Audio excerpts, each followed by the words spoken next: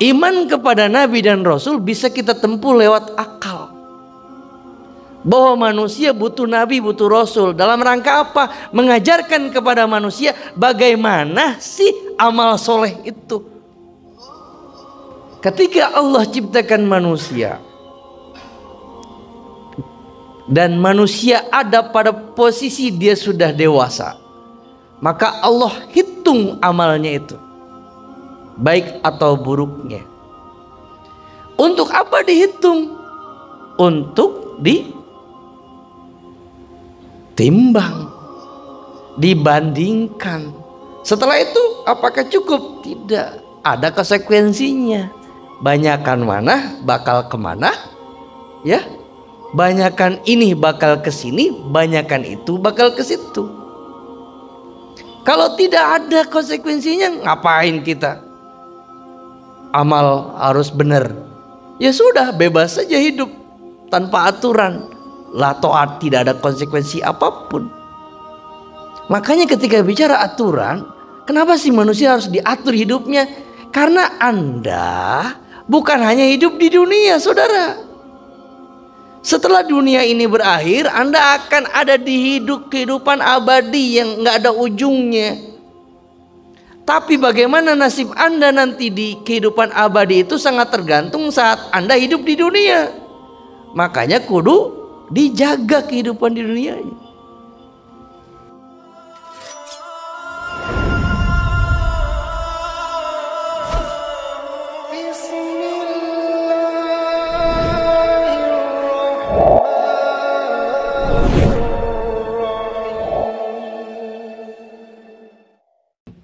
Assalamualaikum warahmatullahi wabarakatuh.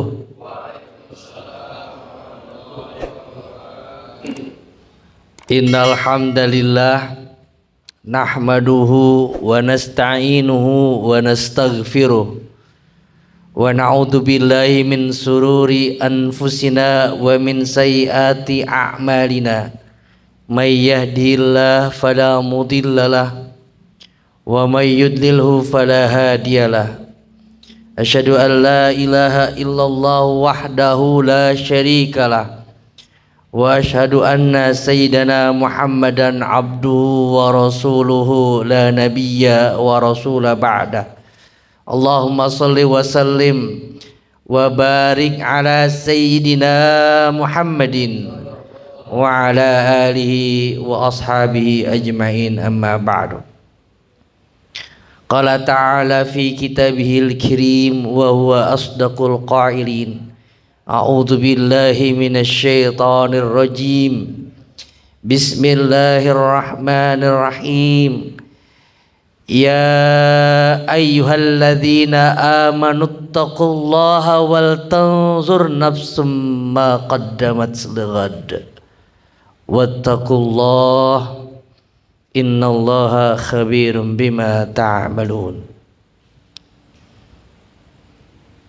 Wa qala aidan kullu nafsin dha'iqatul maut. Wa qala aidan wa anna as-sa'ata atiyatul la raiba fiha wa anna allaha yab'atsu man fil qubur. Shadaqallahul azim. Saudara yang dirahmati Allah Subhanahu wa ta'ala, segala puji hanyalah milik Allah, Al-Khaliq Al-Mudabbir, pencipta dan pengatur segala sesuatu. Salawat dan salam semoga senantiasa tercurah kepada sang panutan alam, baginda Nabi besar Muhammad sallallahu alaihi wasallam. Malam ini kita kembali hadir, saya terutama. Berapa kilo sih dari rumah ke sini ya? Ada mungkin sekitar 60 ya. Untuk sama-sama duduk bareng membahas ajaran agama kita yang mulia. Temanya menarik. Tahu-tahu tua. Menarik ini. tahu-tahu tua. Memang umumnya manusia seringnya lupa tentang kehidupan yang dia lalui. Tahu-tahu tua saja. Dan akhirnya ada satu sikap yang banyak, bahkan mayoritas orang akan mengalaminya atau melakukannya. Sebuah sikap yang tidak ada gunanya, tetapi dilakukan oleh banyak orang, yaitu menyesal. Biasanya, bukan biasanya, bahkan faktanya penyesalan tidak pernah ada di awal, adanya di akhir. Materi ini mudah-mudahan agar kita tidak menyesal nanti. Tua-tua tahu, yang tua-tua tahu, jangan sampai tahu-tahu tua saja. Hadirin yang dirahmati Allah Subhanahu wa taala. Allah menciptakan satu makhluk di muka bumi yang unik, yang berbeda dengan makhluk yang lainnya, yang penciptaannya diperdebatkan oleh malaikat. Ngapain nyiptain makhluk seperti ini? Intinya begitu. Makhluk yang dimaksud adalah manusia, kita, yang Allah turunkan, Allah ciptakan di muka bumi untuk menjadi khalifah fil ard, untuk ngurusin bumi.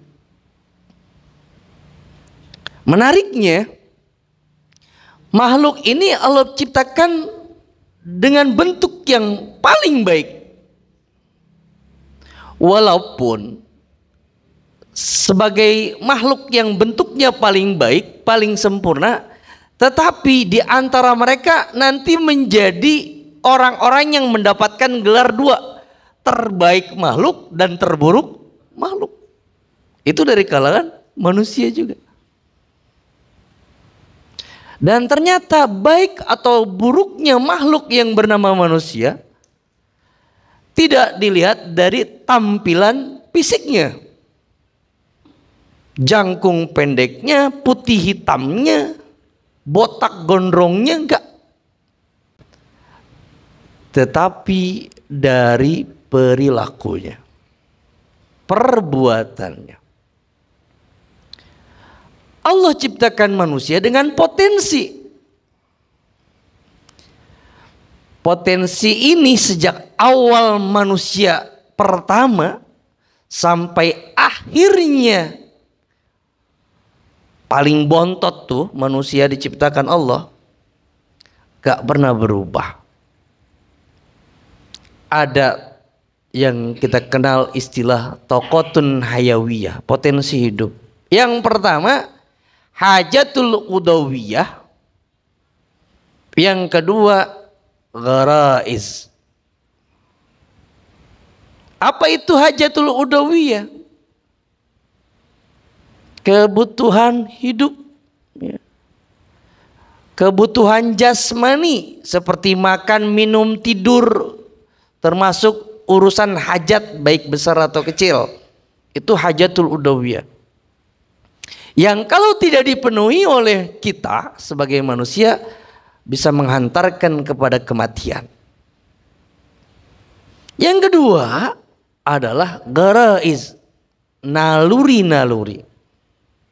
Ada 3 naluri yang Allah kasih pada manusia. Gharizatul tadayyun, naluri beragama.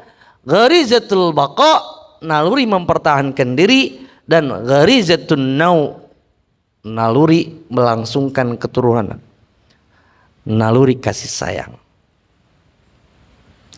Dan Allah bekali manusia dengan akal. Ukurannya kapan? Sejak dia balik. Kita kenal dengan istilah akil balik. Akil itu akal, balik itu sampai. Jadi sampai akalnya. yang bahasa sekarang dikenal dengan istilah dewasa. Dewasa. Kalau dalam aturan hari ini kita mengenal dewasa itu 17 tahun plus. Ketika sudah melewati angka 17 umurnya baru disebut dewasa. Dalam Islam tidak. Ukuran dewasa atau akil balik itu sederhana. Bagi perempuan datangnya haid, bagi laki-laki jika mimpi indah. Dia ngompol tapi tidak bau pipis. Nah itu akil baliknya di Islam. Sejak itulah manusia dikatakan sudah berakal.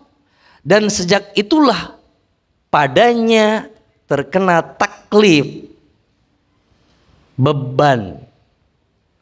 Amalnya mulai dihitung, dihisab. Mana yang amal soleh, mana yang amal salah. Saudara, dengan akal yang menyertai manusia tatkala ia telah menjadi sosok dewasa, kemudian Allah kasih potensi naluri dan kebutuhan jasmani, manusia butuh pemenuhan. Naluri ini kalau tidak dipenuhi hasilnya rungsing. You know what the meaning is rungsing? Rungsing, apal tuh rungsing? Mun teu dibere ku pamajikan rungsing. Ya. Rungsing. Gelisah. Gharizatul baqo, gharizatul tadayun, gharizatul nau jika tidak dipenuhi menghantarkan manusia kepada ketidaknyamanan hidup. Makanya mesti dipenuhi. Kalau hajatul udawiyah, kebutuhan jasmani menghantarkan kepada kematian. Semua itu butuh pemenuhan. Dan pemenuhan inilah yang nantinya menjadi amal perbuatan. Amal manusia inilah yang nantinya dihitung oleh Allah, akan dihisab. Makanya kalau bicara tentang perbuatan manusia baik atau buruk, walaupun kita beda zaman, walaupun kita beda waktu, termasuk beda tempat, bicara baik dan buruk di hadapan Allah pasti sama. Daging babi dari mulai pelosok dunia sana, ujung misalnya Maroko lah ya, sampai Merauke, bagi umat Islam sudah jelas haram.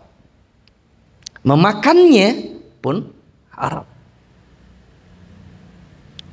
Ukuran manusia ketika dikembalikan kepada versi Allah, maka akan sama perbuatan itu status.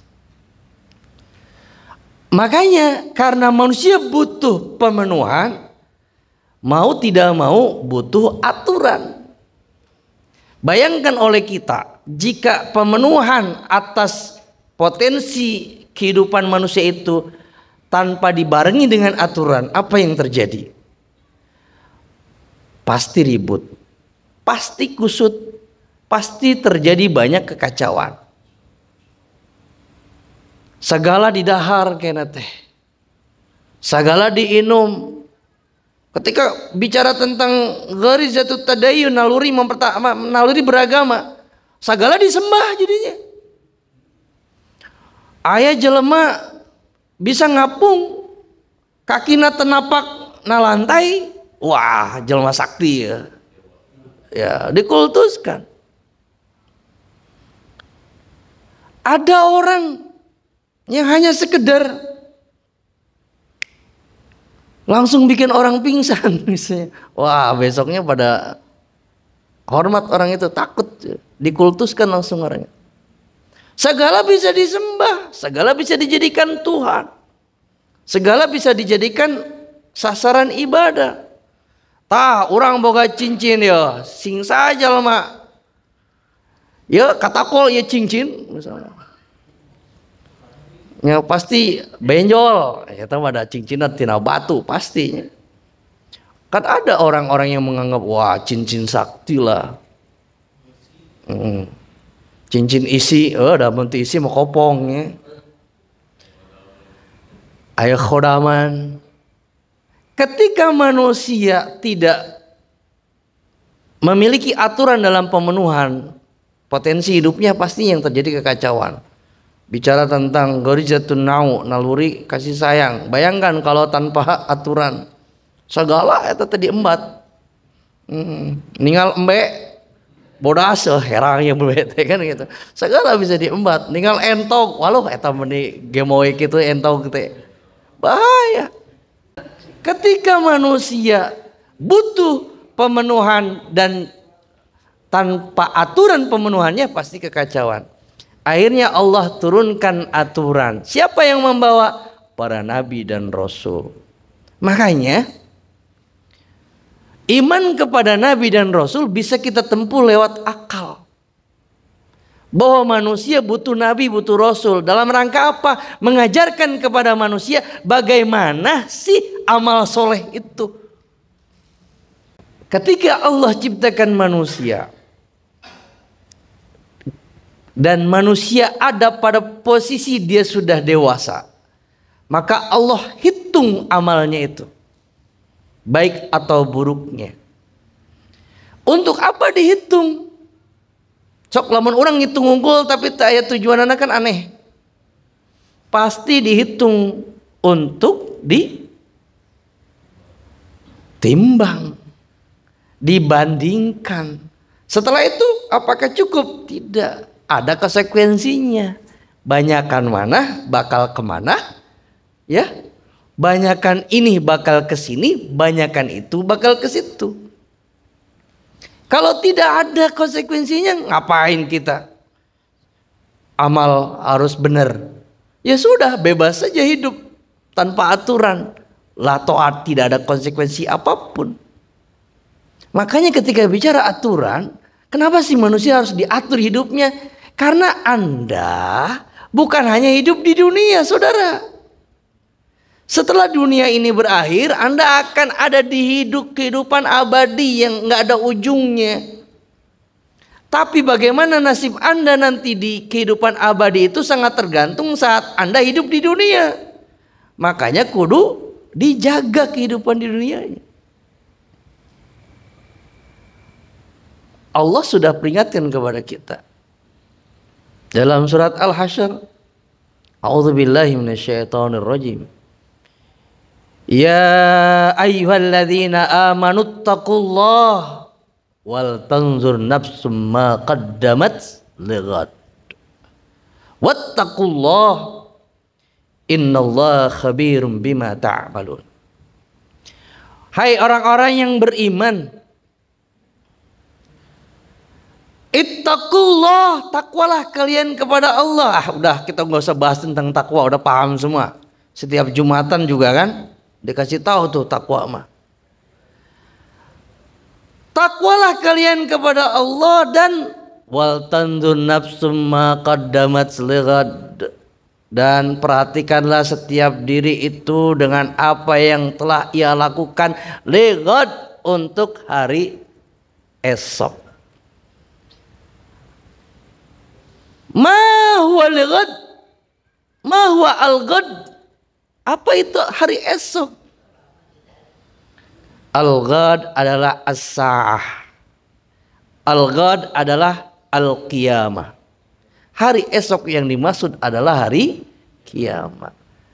Kita diminta untuk memperhatikan apa yang mesti kita persiapkan menghadapi hari esok. Pan biasanya beda lamun jelema ayat jang bebekelan jeung nutu kudu bebekelan. Urang hayang mamangkatan rada jauh. Tapi mun ayeuna mangkatna teu cukup duitna. Tah kudu sekian rupiah dikumpulkeun. Kan orang kudu siap tuh berarti dikumpulkeun, kumpulkeun tapi ka cukup kakara. mangkat. Yang namanya bekal tuh pasti dalam rangka ya persiapan pasti untuk menghadapi sesuatu yang akan terjadi. Nah, ketika kita bicara tentang wal tanzur nafsum ma qaddamat lighad, perhatikanlah setiap diri dengan apa yang telah diperbuat untuk hari esok. Berarti kita harus punya bekal. Ada kehidupan yang abadi yang akan kita alami. Kehidupan abadi itu bagaimana nasib kita di sana tergantung dari kita saat di dunia. Makanya tidak main-main. Allah katakan innallaha khabirum bima ta'malun. Coba kalimatnya, sungguh Allah mengetahui terhadap apa yang kalian perbuat. Tuh. Kan bicaranya tentang amal sebenarnya. Yang namanya perbuatan itu pasti kan amal. Allah mengetahui, berarti Allah mengetahui juga apakah ini amal baik, apakah amal buruk. Apakah amal yang akan membuat Anda nyaman nanti kehidupan hari esok itu, ataukah Anda akan sengsara di kehidupan hari esok itu. Jadi kalau ada orang yang nantinya di akhirat sengsara, salah sorangan. Nah itu milih sengsara, kan udah dikasih tahu. Saudara, di awal tadi saya katakan bahwa penyesalan tidak akan pernah datang di awal. Penyesalan itu datangnya di akhir. Kalau kita coba hitung, rata-rata umur kita ini manusia, umatnya Nabi Muhammad berapa sih? 60-an lah ya. Kalau 60-an, dewasa kita umur berapa tahun, Pak? 17. Bapak 17, telat berarti ya, Pak. Ada yang dewasanya 20, telat pisan. Can beger-beger wae eta teh. Rata-rata 15 tahun lah. Kalau kita anggap rata-rata 15 tahun, berarti ketika kita dari bayi 0 tahun ya sampai umur 15 tahun kan tidak dihitung. Tidak bisa menjadi bekal kita. Sisanya ada 45 tahun. Kalau rata-rata 60 nih. Siap-siap aja yang 59 11 bulan ya. Sini ada yang 59 11 bulan ya.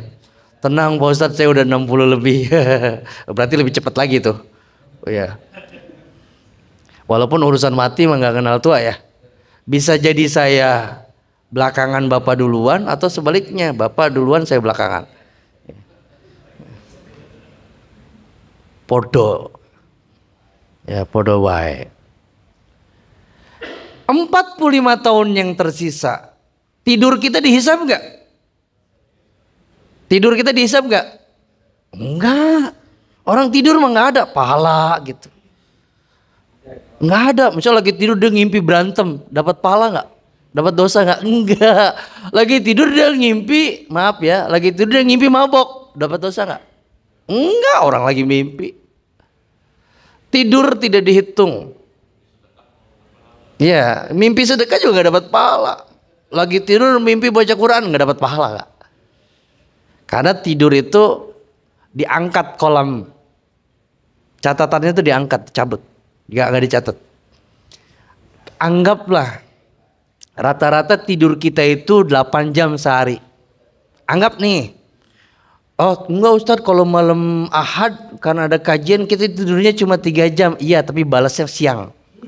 Iya ya, habis subuh tidur lagi, sama aja ya. Artinya tetap 8 jam. Kita anggap rata-rata 8 jam tidur kita. Berarti ada 15 tahun kita tidur dari sisa 45 tadi. Ya, 60 dikurang 15, matematika nih ya. Sisanya 45, dari 45 8 jam sehari. Ya, 8 jam kali 360 hari. 365 hari kali ya seper 8 jam itu pokoknya sepertiga umur kita, gampang ya. Kalau 45 sepertiganya kan 15. Berarti 15 tahun kita tidur. Yang gak dihisab, sisanya tinggal berapa? 30. Ayo, 30 sebentar kan? Sebentar. Jatah kita sebenarnya itu yang bisa kita manfaatkan untuk menjadi bekal kita di akhirat kelak adalah 30 tahun. Sok akhirnya orang coba ngitung-ngitung di antara 30 tahun itu loba mana orangnya. Walaupun Allah kasih penilaian istimewa. Apa penilaian istimewanya? Bukan berdasarkan kuantitas, tapi juga dilihat dari kualitas. Selain itu juga bukan didasarkan awalnya, tapi didasarkan akhirnya. Bager seumur-umur paeh nate keur mabok geus beres. Mabok seumur-umur rek paeh 2 poe deui teh tobat. Insyaallah matinya lagi sujud di dalam sholat, wah husnul khotimah. Itu rahmat Allah yang diberikan kepada hambanya manusia umat Nabi Muhammad. Bicara tentang mati, saudara, tidak ada satupun di antara kita yang tahu kapan kita mati. Betul? Andai kita tahu kapan kita mati, pasti kita akan mempersiapkan sebanyak mungkin persiapan menyambut kematian. Sama halnya seperti ketika kita tahu kapan hari Lebaran ya. Kan biasa udah nyiapin tuh. Bini kita nyiapin makanan. Anak-anak kita udah beliin baju baru ya. Kita kumpulin uang buat datang ke mertua. Mertua kita bawain apa-apanya kita disiapkan. Belum nanti beres Lebaran kita mau jalan-jalan. Butuh anggaran sekian untuk jalan-jalan. Kalau punya kendaraan nyiapin buat bensinnya. Dan seterusnya. Itu karena kita tahu. Mati kita nggak tahu. Itu masalahnya. Iya. Nggak ada yang tahu di antara kita kapan kita mati. Sehingga tidak ada alasan buat kita. Kalem weh. Engke weh. Dalam ikene maut nage. Cek saha. Kata siapa kita matinya bakal masih lama. Nggak ada yang tahu. Mungkin pulang dari ngaji ini kita mati. Mungkin nggak? Sangat mungkin. Karena orang hidup risiko paling beratnya adalah mati. Saudara, 30 tahun ini kalau kita biarkan sia-sia, betapa ruginya kita. 30 tahun ini kalau kita biarkan terlewat begitu saja, betapa ruginya kita. Disinilah kita butuh amal soleh. Apa itu amal soleh? Setiap amal yang sesuai dengan perintah Allah itulah amal soleh. Berarti lawannya adalah amal salah. Ukurannya bukan apa yang dicintai manusia, apa yang disukai manusia, apa yang dipuji manusia, bukan. Tapi semua ukurannya adalah apa yang disukai Allah, apa yang dicintai Allah, apa yang sesuai dengan aturan Allah, itulah amal soleh. Udah saya mau bager, sok mere sedekah. Ternyata mau nyaleg. Geus jadi calegna, geus beres, menang, poho. Kan berarti amalnya selama ini bukan amal soleh. Karena punya motivasi lain. Belum jadi bupati mah bager. Geus jadi bupati poho misalnya. Saha we mah bupatina. Da rata-rata gitu. Pejabat mah kita masih inget kok yang sekarang jadi presiden ngomongnya apa? Oktober gaji guru naik 2 juta. Ada yang udah naik? Belum. Sekarang bulan apa? November ya, guys, bohong. Nyata. Udah biasa, memang begitu. Nah gening kadinya, nyoyong kadinya weh.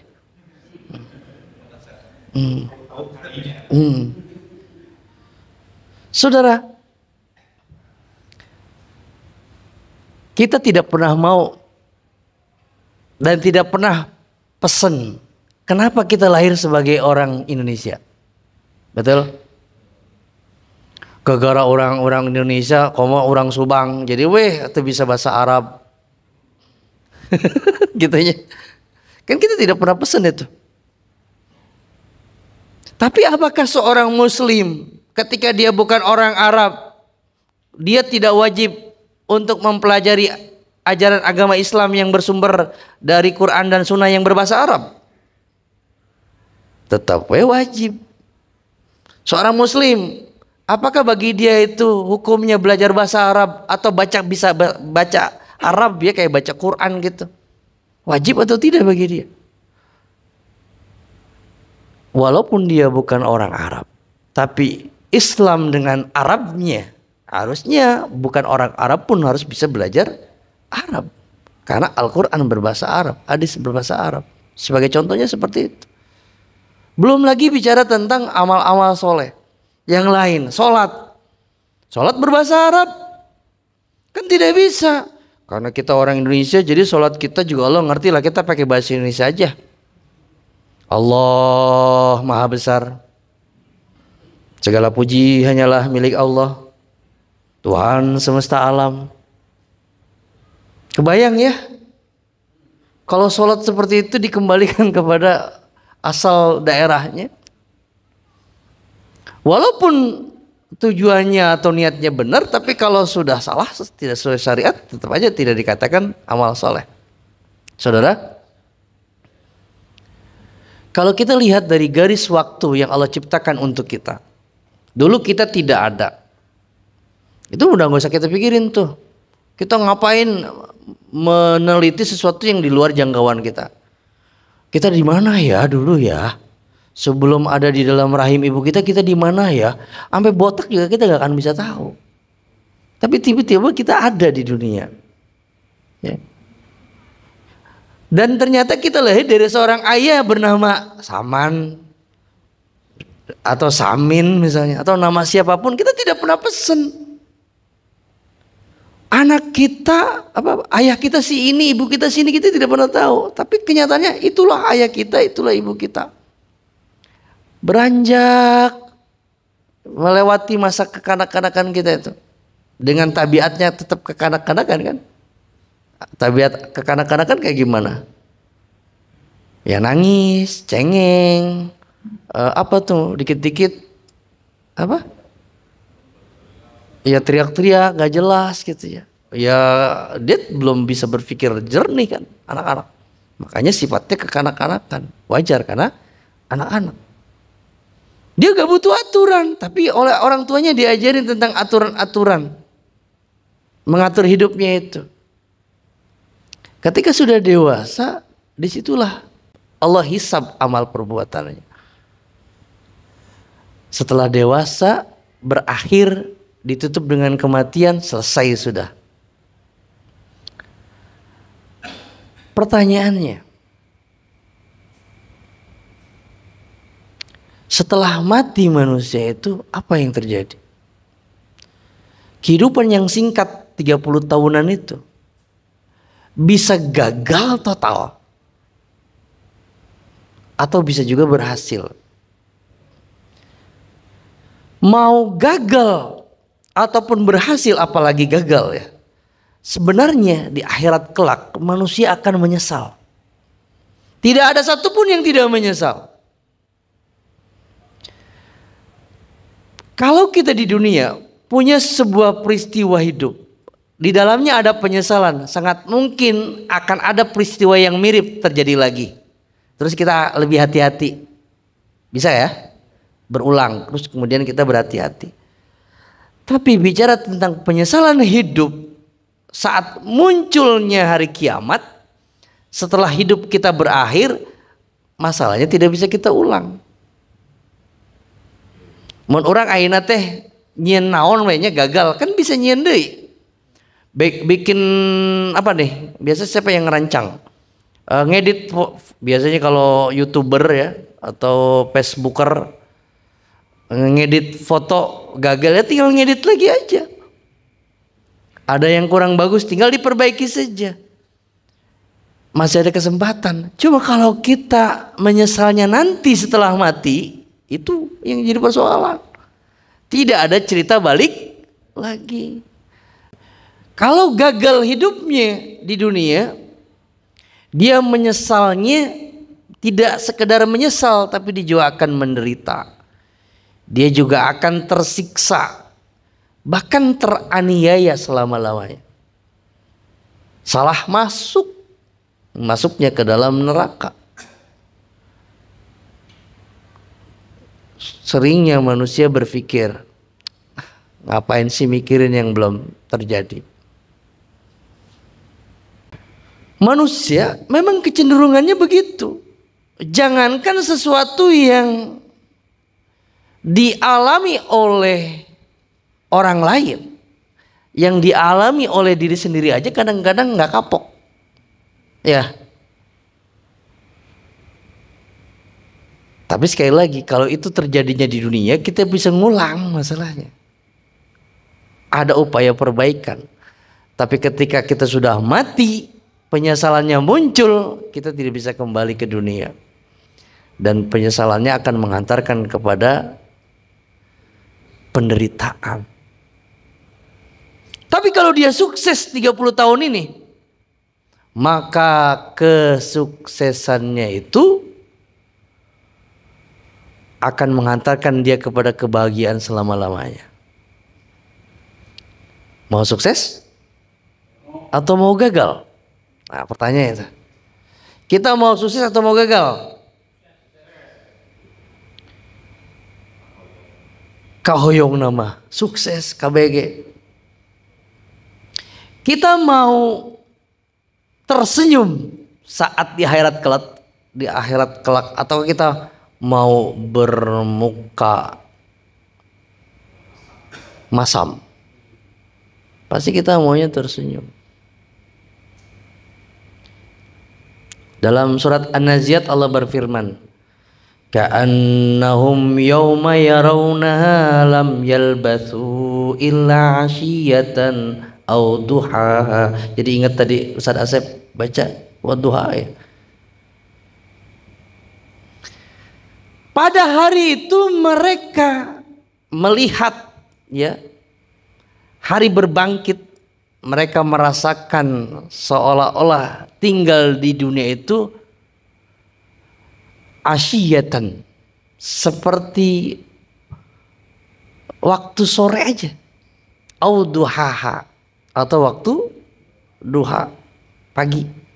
Coba kalau waktu sore itu, sore dihitung sore itu jam 3-an ya, mulai asar ya, terus ketemu maghrib, nah itu sore. Ketika sudah lewat maghrib, malam.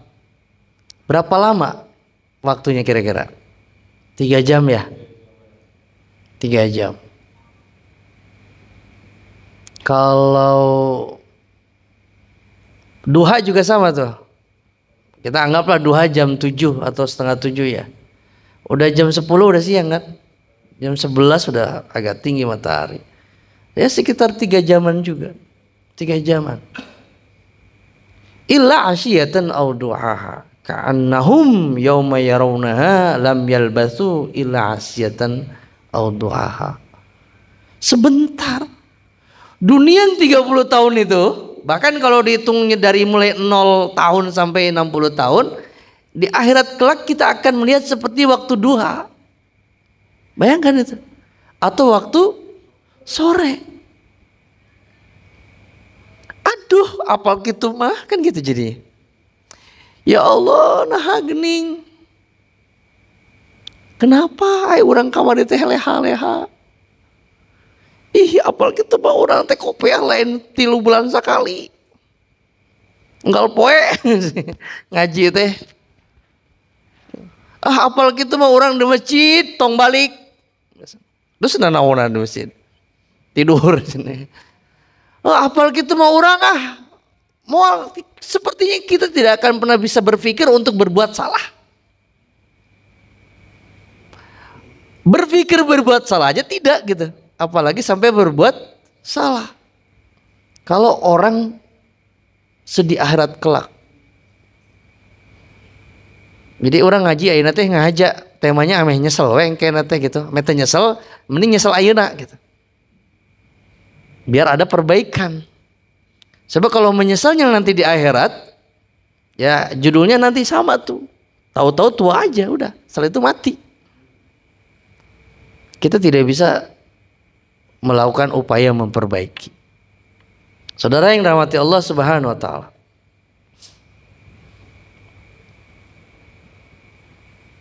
Di dia pang sepuna ayah si bapak tah.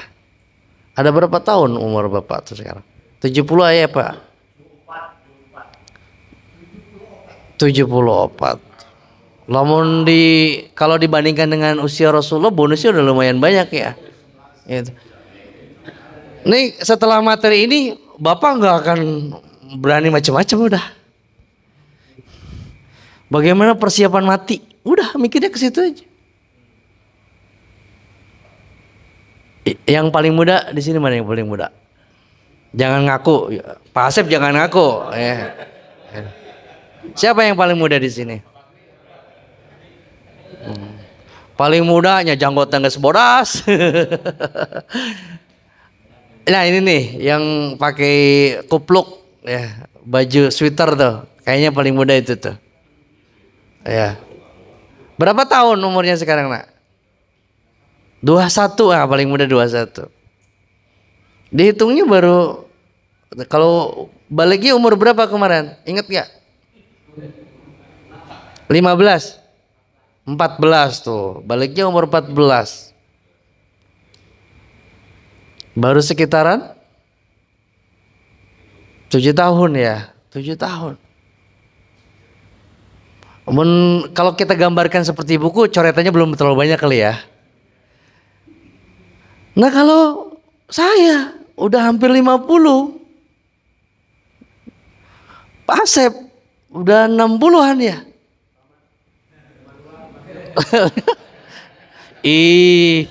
Masih muda ternyata ya. Coretannya mungkin udah terlalu banyak. Tapi Allah sayang sama kita. Termasuk Bapak yang udah 74 tahun masih sayang sama kita. Masih sayang sama Bapak. Dikasih kesempatan untuk bener. Tobat lah seolah-olah orang kamari jadi maksiater gitu ya. Disuruh bener, dikasih kesempatan. Gak ada cerita terlambat. Di sini menariknya. Dalam Islam, kasih sayang Allah itu tidak mengenal kata terlambat selama masih hidup. Yang menjadi pertanyaan besar yang ingin saya sampaikan kepada jamaah sekalian, termasuk yang ada di dunia maya sana ya. Ini ada live Facebook, ada live TikTok, ada live apa lagi nih? IG ya. Pertanyaannya, apa yang menjadi modal kita? Nih pertanyaan jawab ya. Yang bisa jawab boleh nginep. Apa yang menjadi modal kita untuk mengetahui sebuah perbuatan itu amal soleh atau amal salah? Apa?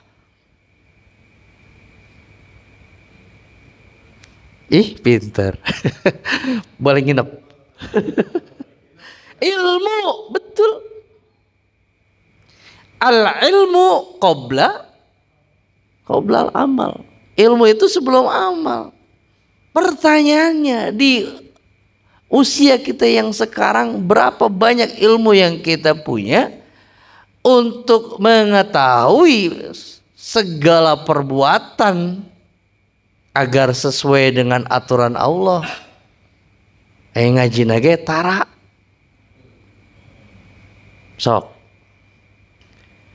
Baca Quran amal soleh. Amal soleh. Baca Quran sambil ngerti isinya akan sama tidak baca Quran tapi tidak ngerti isinya? Kalau baca Quran sambil ngerti isinya, bahkan sambil paham tafsirnya, akan menghantarkan kepada ilmu tentang kehidupan. Tapi baca Quran sekedar baca saja baru amal soleh, belum menghantarkan kepada ilmu tentang kehidupan. Jadi ternyata ngajinya juga harus ngaji yang di dalamnya ada ilmu tentang kehidupan. Apa sih maksud ilmu tentang kehidupan itu? Ilmu tentang bagaimana perbuatan itu sesuai dengan aturan Allah. Itu yang dimaksud. Ya berarti juga tentang ekonominya, tentang sosialnya. Kan perbuatan itu. Tentang politiknya, tentang pemerintahannya, tentang pergaulannya, tentang dagangnya. Semua perbuatan kehidupan itu harusnya disesuaikan dengan aturan Allah. Dan semuanya itu ada ilmunya. Bayangkan oleh kita, kalau kita tidak mengkaji ilmu itu, apakah kita paham bahwa perbuatan itu sesuai dengan aturan Allah atau tidak? Tidak mungkin, karena manusia itu bukan HP yang terisi baterainya hanya dicas. Ya, manusia kan bukan HP yang diisi ya. Di dalam waktu singkat dia bisa download berbagai macam aplikasi ya. Semua lengkap di situ. Tidak, manusia itu pengetahuannya datang kepada dirinya lewat sebuah proses. Enggak simsalabim abrakadabra. Ada prosesnya. Disitulah yang dikenal dengan istilah proses ngaji. Ngaji bukan sekedar membaca, tapi faham. Saudara yang dirahmati Allah Subhanahu wa taala, di dalam akhirat kelak itu nanti ada 3 kelompok manusia terkait dengan penyesalan. Yang pertama ada kelompok yang paling banyak penyesalannya. Jadi menyesalnya itu bertubi-tubi, ngagunduk gitu penyesalan. Yang kedua kelompok yang berat penyesalannya. Dan yang ketiga kelompok yang paling ringan penyesalannya. Di antara 3 kelompok ini tidak ada kelompok yang keempat yang tidak ada penyesalan, tidak ada. Jadi semuanya menyesal, tapi kadar penyesalannya yang berbeda. Orang nu geus rajin ngaji oge misalnya, orang geus rajin sholat, jadi jelema soleh weh pokona. Tetap weh di akhirat kelak mah bakal menyesal. Nah gening misalnya rajin sedekah 10.000, apal kita mah orang teh 200.000 gitu. Apal kita mah orang teh 1 juta. Kalau misalnya sholat nih, orang sholat wajib 5 waktu dilaksanakan, apal kita mau orang sholat tehnya rawatib ditinggalkan, sholat tahajudnya tiap puting.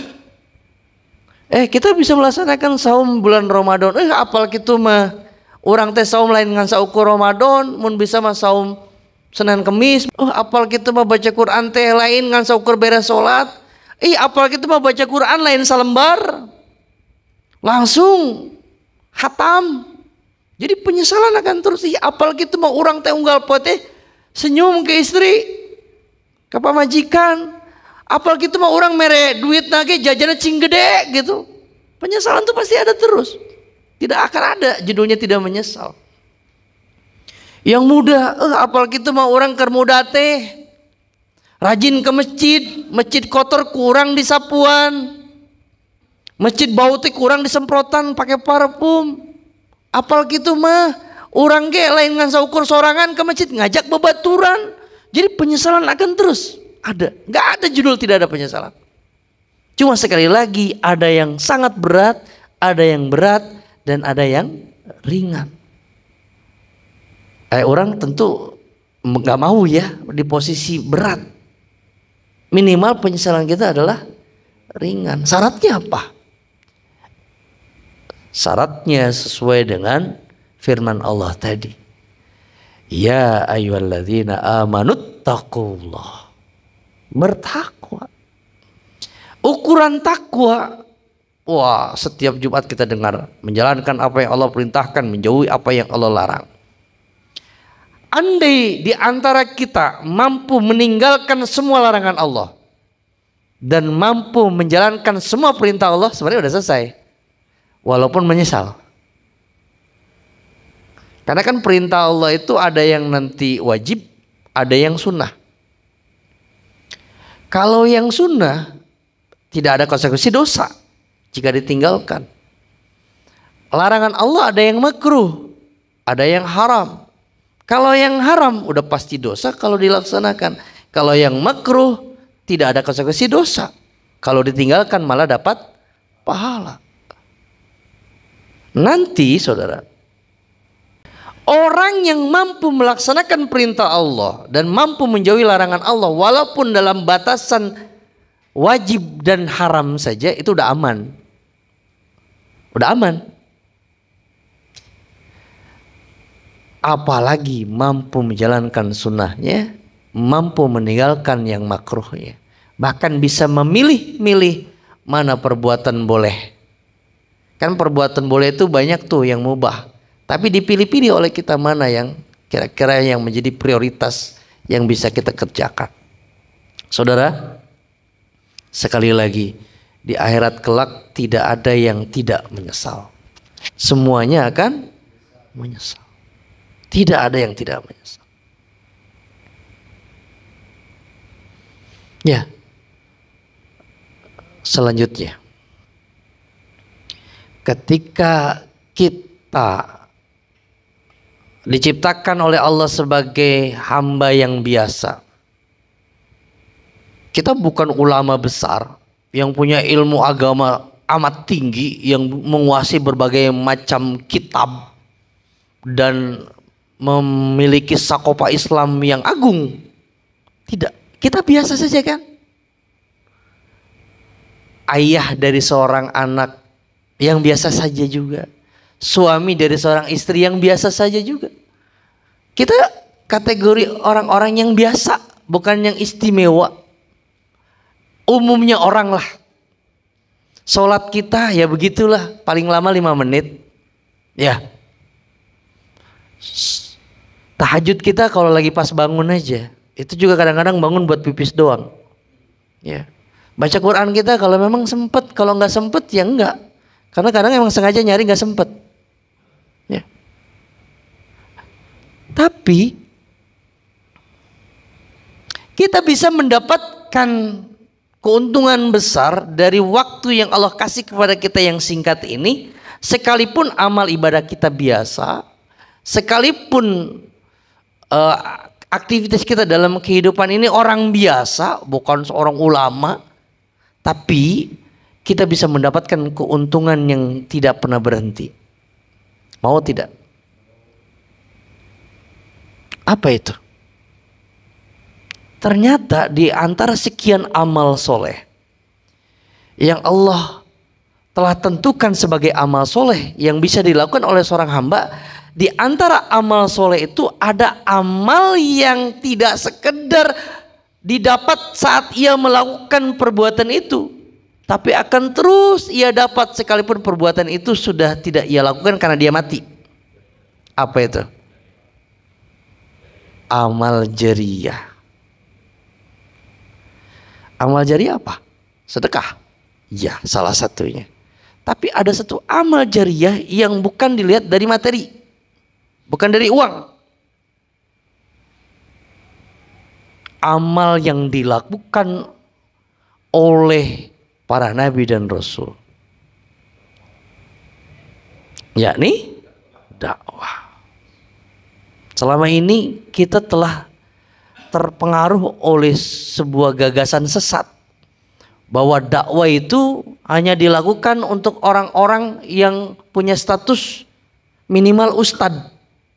Ya, kiai, habib baru dakwah. Naon orang mah jelema biasa, naonan pakai dakwah, mulai nunggu pingkeun. Padahal ketika Allah katakan waman ahsanu qawlan mimman da'a ilallah wa amila sholihan wa qala innani minal muslimin. Apakah Allah ngasih batasan? Teu meunang maneh mah teu meunang. Kan tidak. Siapa saja di situ. Siapakah yang lebih baik perkataannya kecuali orang-orang yang menyeru kepada Allah dan beramal soleh. Artinya siapa? Siapapun. Saya mah belum punya ilmu Ustadz, tapi pasti sudah ada ilmu yang dipunya. Apa benar manusia tidak punya ilmu? Nol. Tidak mungkin. Akalnya, potensinya memaksa dia untuk memiliki ilmu. Ilmu yang ia punya itu kemudian diajarkan kepada orang dan bermanfaat. Setelah itu orang itu juga memanfaatkan ilmu itu pada dirinya untuk melakukan perbuatan baik. Orang itu kemudian berbagi juga ilmu kepada yang lain. Maka si orang pertama yang mengajarkan ilmu itu akan terus mendapatkan kebaikan dari apa yang dilakukan oleh orang-orang setelahnya. Dakwah yang dilakukan oleh Nabi dan para sahabat sampai ke kita hari ini, saya yakin mereka semua akan mendapatkan pahala jariah. Kita pernah diajarkan ayah kita tentang sholat. Saya yakin ayah kita itu dapat pahala gara-gara kita sholat. Betul gak? Kalau kita punya anak Pak di rumah, anak kita ajarkan baca Quran, anak kita ajarkan sholat, terus anak kita mengamalkan apa yang kita ajarkan, mati kita tetap akan membawa pahala yang dilakukan oleh anak kita. Orang yang menyampaikan kebenaran kepada orang lain dan kebenaran itu disampaikan lagi kepada orang lain, terus disampaikan lagi, maka orang pertama yang menyampaikan kebenaran itu akan terus mendapatkan pahala. Makanya dakwah ini menjadi penting. Nih, hari ini kita bahas tentang tahu-tahu tua. Temanya sebenarnya tentang persiapan kita menuju hari akhirat. Terus kita pulang ke rumah ngomong sama bini nih, mah, geus ayeuna mah tong mikirin dunia mah. Urang mikir akhirat bebarengan yuk. Gimana cara mendidik anak? Gimana cara berumah tangga sesuai Islam? Gimana cara bergaul kita? Istri kita belum menutup auratnya, ayo mah. Khawatir mama didatengin malaikat Israel ketika mama sedang bermaksiat tidak pakai jilbab keluar rumah. Ayo saatnya hari ini. Terus sadar istri kita, terus mau berubah. Jangan kira pahalanya akan terus kita bawa sekalipun kita tidak pakai jilbab. Ya kan? Istri kita pakai jilbab, gara-gara kita nasehatin, kita dakwahin, kita akan dapat pahala atas perilaku istri kita yang pakai jilbab, sekalipun kita tidak pakai jilbab. Saudara yang rahmati Allah Subhanahu wa taala, salah satu cara kita agar 30 tahun ini efektif efisien. Jadi 30 tahun menjadi 300 tahun, 30 tahun menjadi 3.000 tahun, 30 tahun menjadi 30.000 tahun, 30 tahun menjadi 3 miliar sekalipun bisa. Bisa tidak? Bisa. Hitung-hitungannya nih, di sini ada jamaah sekian ratus orang. Kurang-kurang dikit enggak apa-apa ya. Anggap lah ada korinnya 22 gitu. Sekian ratus orang sadar, masing-masing menyampaikan lagi kepada sekian ratus orang. Ya maka pantas teori 30 tahunnya ini jadi tidak berlaku. Yang ada 300 tahun, 3.000 tahun, bahkan bisa 3 miliar tahun. Jadi pahala yang mengalir terus menerus yang tiada henti bisa didapat oleh hamba yang umurnya singkat, bisa. Kenapa? Sekali lagi, karena yang dilihat oleh Allah bukan panjangnya umur kita. Makanya kita kalau pun doa ya sama Allah, Allahumma tawil umurana ya Allah, bukan sekedar minta panjang doang kan? Fi taatillah, dalam ketaatan kepada Allah. Sebab kalau kita panjang umur tapi maksiat, dosanya jadi banyak. Betul? Panjang umurnya dalam taat kepada Allah. Wa ala ibadillahi sholih. Jadi hamba yang soleh. Dalam rangka menjadi hamba yang soleh. Dan menurut saya hari ini soleh itu susah. Benar gak? Soleh pribadi bisa. Cuma jujur kita katakan, saat kita sudah keluar rumah, saat kita sudah berinteraksi di luar sana, saat kita sudah ada dalam sebuah sistem kehidupan yang mengatur kehidupan sosial kita, mentok tuh soleh. Kita diminta untuk menundukkan pandangan, gak boleh lihat aurat ghairu mahram, bukan mahram kita, gak boleh kan? Yang hanya bisa kita lihat adalah mahram kita, istri kita, anak kita, boleh kita lihat auratnya. Orang lain haram, tapi apakah bisa kita lakukan hari ini? Saat kita keluar rumah, apalagi kalau kita ke pasar, ya gak? Kan gak mungkin juga kita dari rumah ke pasar merem. Yang ada gak nyampe pasar, nyampenya rumah sakit. Ya. Coba salah siapa? Coba, ada juga di antara kita tahu bahwa riba itu haram. Dosanya besar. Paling rendah dosa riba itu adalah seperti seorang anak menzinai ibunya sendiri. Tapi apa yang terjadi? Kepepet judul. Iya kan? Lumayan nih, ada duit nih di Dana. Kok main judi deh. Tuh kan. Atau lagi kepepet, ada tawaran di HP. Mau pinjaman 15 juta tanpa persyaratan? Wah, langsung diklik, jadilah utang. Oh, kalau 15 juta kegedean, enggak, yang ringan-ringan aja lah, yang sejuta aja, sejuta. Mungkin enggak terjadi pada diri kita? Mungkin. Kenapa? Karena sistem di luarnya itu terbalik. Bisa dibilang terbalik. Enggak benar. Jadi soleh kita belum didukung oleh keadaan. Hayang jadi jelma soleh tapi hese gitu. Susah. Sistemna nung mata ngaruksak teh. Jadi apa?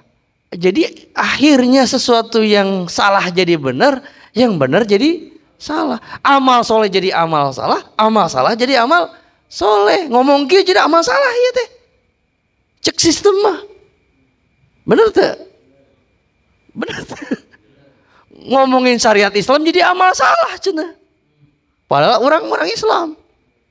Ngomongin terikat terhadap aturan Allah jadi amal salah. Padahal kita harus terikat dengan aturan Allah. Saya suka protes nih. Kenapa sih iman takwa mah nggak pernah diprotes, tapi bicara syariat suka protes? Aneh saya mah. Betul nggak? Oh, ada nih tulisan, ada bendera la ilaha illallah Muhammadur Rasulullah, pakai topi tauhid la ilaha illallah. Wah, ekstremis nih. Masa kalimat tauhid dianggap ekstremis? Jika nu jahat gitu, dihakan gitu, kuno make topi tauhid. Aduh ya. Saudara, kenapa? Karena sistemnya, jujur kita katakan, saat Allah menciptakan manusia dengan potensi hidupnya tadi, naluri, kebutuhan jasmani dan semuanya butuh pemenuhan. Jujur kita katakan hari ini, pada saat pemenuhan kebutuhan kita, mentok kita. Benar gak? Mentok dengan aturan. Mentok yang bertentangan dengan syariat. Intinya apa? Kita dipaksa untuk mengikuti aturan, untuk memilih seseorang yang, mohon maaf, kita tahu semua ceritanya. Saya mau tanya sama Bapak yang hadir di sini. Kapan Bapak bisa mengatakan selama Indonesia merdeka sampai hari ini, ya, udah ganti presiden yang ke-8, kita anggaplah yang presiden yang ke-8 belum dihitung ya, karena baru mulai. Menurut Bapak, mana yang layak kita teladani? Dari 7 presiden yang pernah ada, mana yang kita katakan di antara mereka itu yang soleh yang mana? Itu apakah mereka dipilih oleh bukan orang Islam? Yang milih siapa? Iya. Apakah orang Islam nggak memilih mereka? Milih. Tapi kenapa mereka nggak berani dikatakan oleh orang Islam bahwa mereka adalah pemimpin-pemimpin yang soleh? Apalagi kalau bicara tentang keadilan. Rasulullah itu bersabda, sab'atun yudulluhumullahu fi dhilli yauma la dhilla illa dhilluh. Sab'atun yudulluhumullahu fi dhilli yauma la dhilla illa dhilluh. Ada 7 orang yang akan dapat naungan Allah di hari di mana tidak ada naungan kecuali naungan Allah. Yang pertama adalah imamun adil, pemimpin yang adil. Pertanyaannya, kita pernah merasakan pemimpin adil nggak? Iya, jujur kalau saya juga nggak pernah. Tapi umat Islam pernah nggak merasakan pemimpin yang adil? Pernah. Ketika bicara umat Islam pernah kita kenal sosok Rasulullah, kita kenal sosok Abu Bakar, Sayyidina Abu Bakar, sosok Sayyidina Umar, apalagi sosok Sayyidina Utsman, termasuk juga sosok Sayyidina Ali, apalagi siapa lagi tuh? Umar bin Abdul Aziz, yang di masanya zakat pada nggak mau nerima karena udah nggak ada yang miskin. Ya, betapa keadilan dirasakan oleh umat Islam. Tapi ketika umat Islam jauh dari ajaran Islam, mereka hanya disisakan dalam urusan ibadat tok dan urusan akidah saja. Apa yang terjadi? Rusak umat Islam. Jadi kalau ngomongin sisa umur kita yang nggak lama lagi ini, kita nggak ngomongin tentang syariat, kita nggak ngomongin tentang keterikatan hukum syara, kita nggak ngomongin tentang tanggung jawab kita di hadapan Allah di akhirat kelak saat kita diam terhadap kekufuran dalam sebuah sistem kehidupan. Ngeri. Anda Muslim bukan? Kan jawabannya, iya saya Muslim. Terus kenapa Anda ridho dengan sistem yang bukan datang dari Islam mengatur hidup Anda? Kita kan tidak bisa di hadapan Allah kelak ditanya, kenapa Anda bermaksiat seperti ini? Kita katakan, ya karena saya hidup di dalam sistem yang kufur. Kan tidak bisa begitu. Kenapa Anda tidak menjadi pejuang di antara itu? Di antara kekufuran itu, di antara sistem yang kufur itu. Harusnya Anda memilih posisi sebagai pejuang. Tapi apa jawaban kita? Kalau saya jadi pejuang, resikonya saya bakal susah hidup. Pertanyaannya lagi, ketika tidak menjadi pejuang, apakah hidup Anda senang? Kan tidak juga. Ya. Jadi mau jadi pejuang nggak jadi pejuang, tetap aja hidup kita mah kayak gini. Ya nggak? Sakit ya kita rasakan sendiri, lapar kita rasakan sendiri. Kadang manusia itu lupa bahwa seberat apapun persoalan hidupnya, yang paling berat cuma satu. Apa itu? Persoalan hidup manusia itu banyak, berat-berat, tapi yang paling berat cuma satu. Apa itu? Mati. Persoalan yang coba kita kalau sakit, aduh sakit, coba takut apa itu? Takut mati kan? Kita lagi lapar, aduh saya mau nggak makan, ujung-ujungnya takut apa? Takut mati. Padahal tanpa ada persoalan lain pun mati bakal datang. Kenapa kita takut dengan resiko berat itu?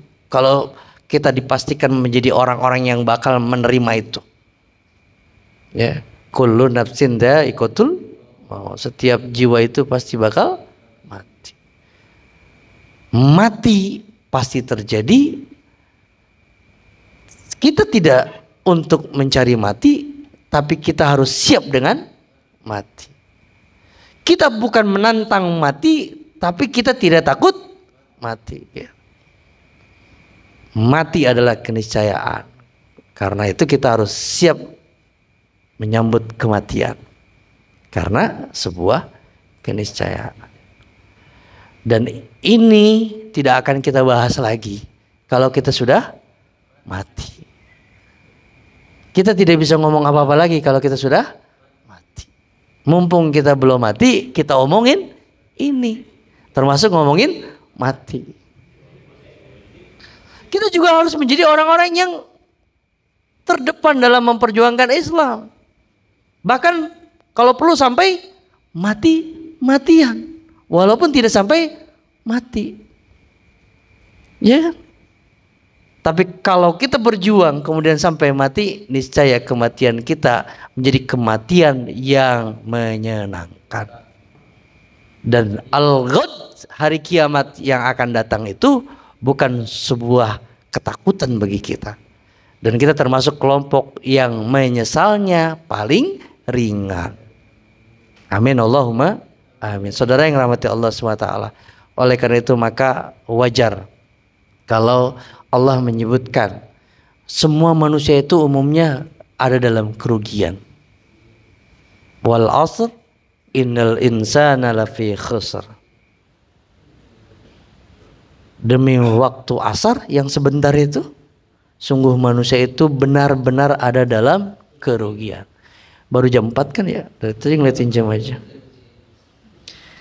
Siapa mereka manusia dalam kerugian? Semua manusia dalam kerugian. Kalau innal insana lafi khusr berarti sesungguhnya manusia benar-benar ada dalam kerugian. Illal ladzina amanu wa 'amilus shalihat. Kecuali orang-orang yang beriman dan beramal soleh. Kayak yang namanya kecuali itu pasti lebih sedikit, saudara. Semuanya tua kecuali ya berarti yang muda sedikit. Semuanya muda kecuali si bapak ini tua, itu berarti yang mudanya lebih banyak kan gitu. Semuanya ganteng kecuali saya maksudnya. Nah, itu berarti yang kecuali itu lebih sedikit. Orang yang beriman dan beramal soleh itu memang lebih sedikit. Jadi jangan kaget kalau jadi orang soleh itu susah. Nah ini optimisme muncul pada diri kita. Walaupun susah jadi orang soleh, tapi bukan berarti kita berhenti jadi orang soleh. Walaupun susah cari makan bukan berarti kita harus berhenti cari makan gitu. Walaupun susah masuk surga bukan berarti kita harus berhenti mendapatkan surga. Amal soleh dari orang-orang yang beriman ini memang tidak banyak, sedikit. Tapi ada. Karena kalau disebutkan berarti ada. Illal ladzina amanu wa 'amilus shalihat. Berarti ada orang itu. Orang inilah yang nantinya tidak mengalami kerugian. Karena kerugian dalam pandangan Allah bukan sekedar modal 100 balik 50.000, bukan. Tapi kerugian di hadapan Allah adalah masuk neraka Allah Subhanahu wa ta'ala. Padahal Allah sudah kasih surga, sudah siapkan surga. Kerugian yang dimaksud adalah ketika Allah kasih jalan benar, kita memilih jalan salah, itulah rugi. Ketika Allah sudah siapkan surga, kita malah milih neraka, itulah rugi. Insya Allah dengan tekad yang kuat, motivasi yang kuat, mengisi sisa-sisa hidup kita yang entah kapan akan berakhir. Tidak ada satupun di antara kita yang tahu. Kita akan senantiasa menjaga amal perbuatan kita agar tetap menjadi amal soleh. Ini yang bisa saya sampaikan, kurang lebihnya mohon maaf. Billahi fisabil haq. Assalamualaikum warahmatullahi wabarakatuh.